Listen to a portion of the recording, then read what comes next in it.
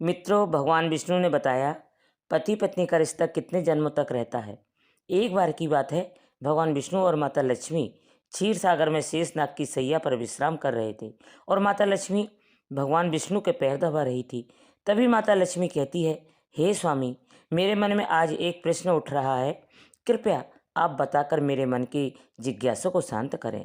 तभी भगवान विष्णु कहते हैं, हे देवी, पूछो, तुम्हारा यह कौन सा प्रश्न है। मैं अवश्य ही तुम्हें इस प्रश्न का उत्तर देने का प्रयास करूंगा। तभी माता लक्ष्मी कहती है, हे स्वामी, मेरा प्रश्न यह है कि एक पति पत्नी का रिश्ता कितने जन्मों तक रहता है। तभी भगवान विष्णु कहते हैं, हे देवी, आपके इस प्रश्न का उत्तर महादेव की एक कथा में छिपा हुआ है। तुम इस कथा को पूरा सुनो, इससे तुम्हें पता चल जाएगा कि पति पत्नी का रिश्ता कितने जन्मों तक रहता है। तभी माता लक्ष्मी कहती है, हे स्वामी, कृपया आप इस कथा को सुनाइए, मैं इस कथा को पूरे मन से सुनूंगी।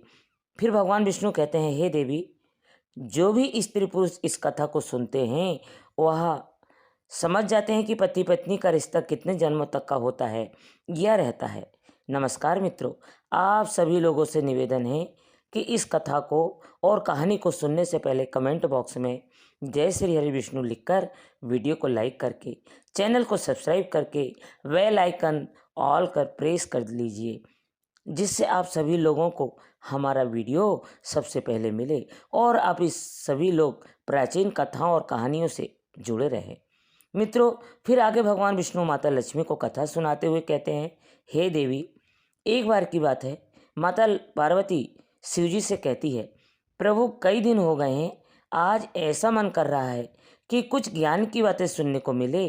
तो भगवान शिव कहते हैं, बताओ किस प्रकार के ज्ञान की चर्चा की जाए।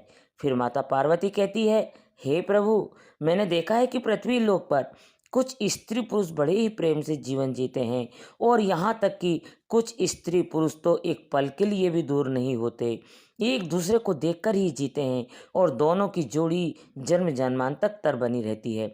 तो हे प्रभु, मैं यह जानना चाहती हूँ, क्या क्या इस कलयुग में भी पति पत्नी की जोड़ी दूसरे जन्म में मिल पाए या नहीं मिल पाती है। साथ ही साथ कुछ चर्चा भाग्य को लेकर भी चाहूँगी, जो कि भाग्य में नहीं होता, क्या वह मनुष्य को प्राप्त हो सकता है। भगवान शिव कहते हैं, हे पार्वती, मैं तुम्हारे मन की बात ठीक से समझ चुका हूँ। अब मैं तुम्हें एक छोटी सी कहानी सुनाता हूँ। इस कहानी को बड़े ही मन से सुनना, क्योंकि इस कहानी को सुनने से तुम्हें दो ज्ञान की बातें प्राप्त होगी। पहली, स्त्री पुरुष का नाता कितने जन्मों तक रहता है, और दूसरा, भाग्य में जो नहीं होता वह कभी नहीं मिलता। भगवान शिव कहते हैं, पार्वती, एक राजकुमारी थी जो पूरी तरह से चरित्रवान थी, जिसकी शादी एक चरित्रवान राजकुमार के साथ हुई थी। दोनों ही जीवन का आनंद सुख वैभव के साथ ले रहे थे। उन्हें धन की कोई कमी नहीं थी, कमी थी तो एक संतान की, जिसको लेकर राजकुमारी चिंताग्रस्त रहती थी। समय धीरे धीरे गुजरता गया।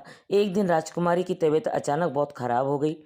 फिर वह राजकुमारी से बोले, प्रीतम, मैंने आपको बहुत प्यार किया है, मैंने आपकी बहुत सेवा की है, भजन पूजन भी किया है, मगर मैं आपकी एक खुशी पूरी नहीं कर पाई, वह है संतान। संतान को जन्म देने की खुशी मुझे आभास हो रहा है, मेरा जीवन कुछ पलों में ही समाप्त होने वाला है।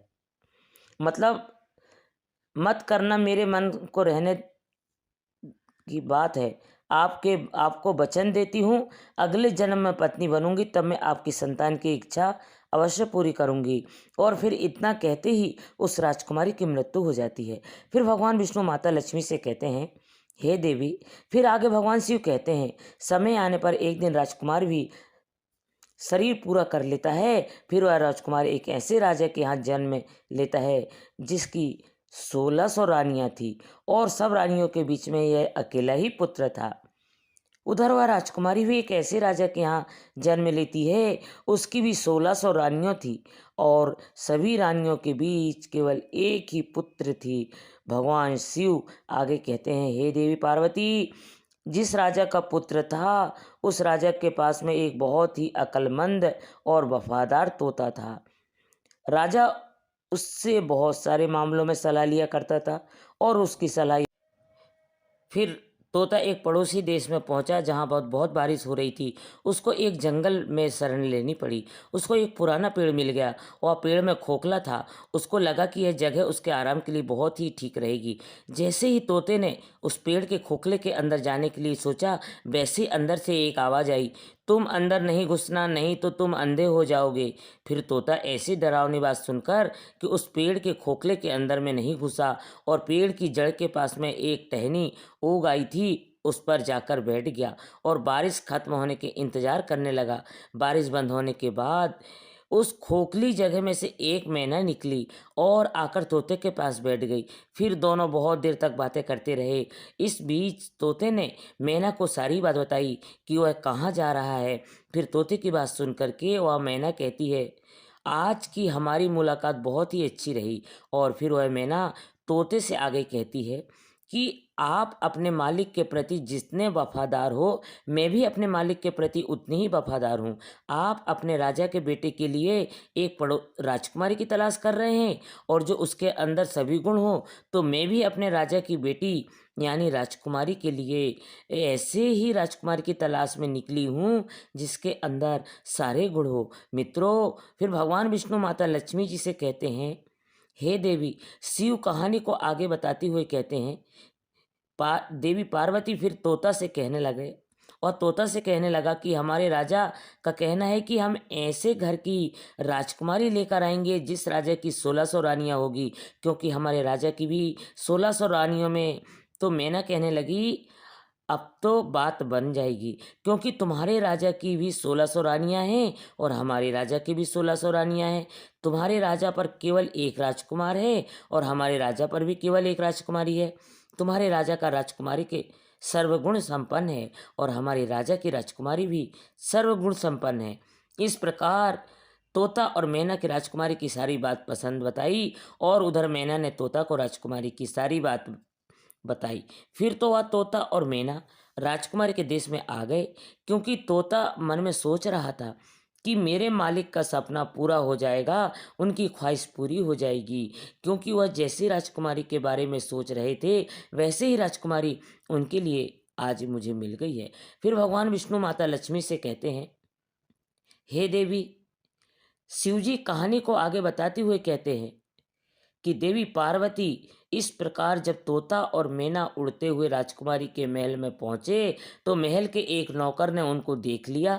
तो उन्होंने राजा को जाकर बताया कि महाराज, आपने मैना को जिस कार्य के लिए भेजा है उसने आपके साथ में बहुत बड़ा विश्वासघात किया है। वह राजकुमार की तलाश में कहीं पर नहीं गई, वह तो एक तोते के साथ घूम रही है।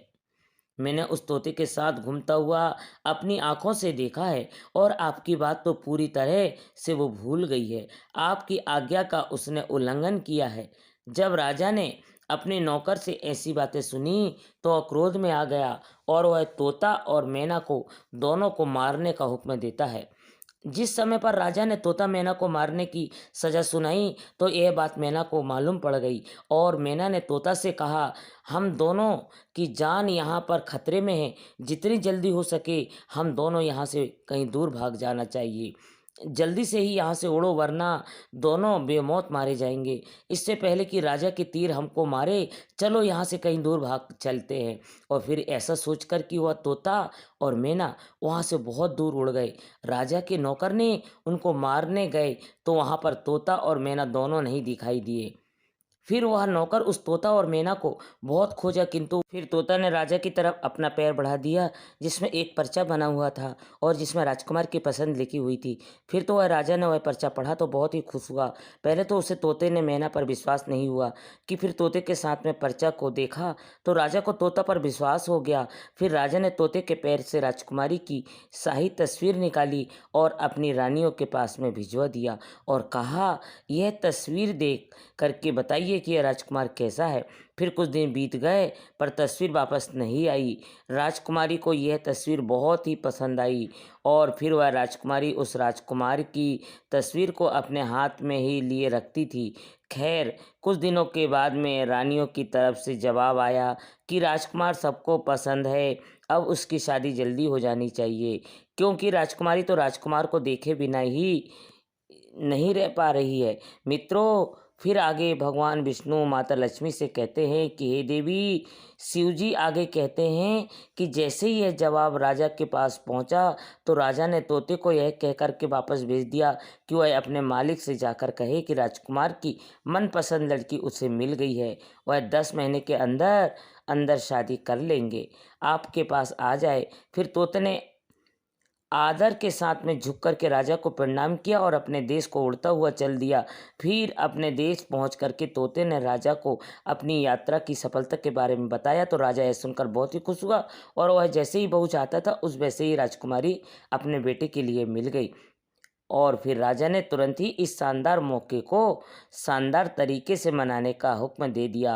राजकुमार के लिए राजा ने सबसे कीमती और बढ़िया कपड़े बनवाए, घोड़ों के लिए शानदार जीन बनवाई गई, सिपाहियों के लिए भी नई और बढ़िया वेशभूषा बनाई गई, बहुत सारी तरह के अनमोल हीरे जवाहरात, बढ़िया कपड़े, मुश्किलों से मिलने वाले फल की कीमती मसाले और बढ़िया किस्म की इत्र आदि इकट्ठा किया गया। और हर चीज़ को याद करके राजा ने इकट्ठा किया।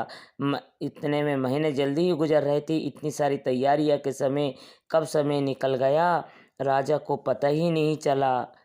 और राजकुमार के इसी बीच राजकुमार के पिता बीमार पड़ गए और एक बहुत ही बड़ा धक्का लगा।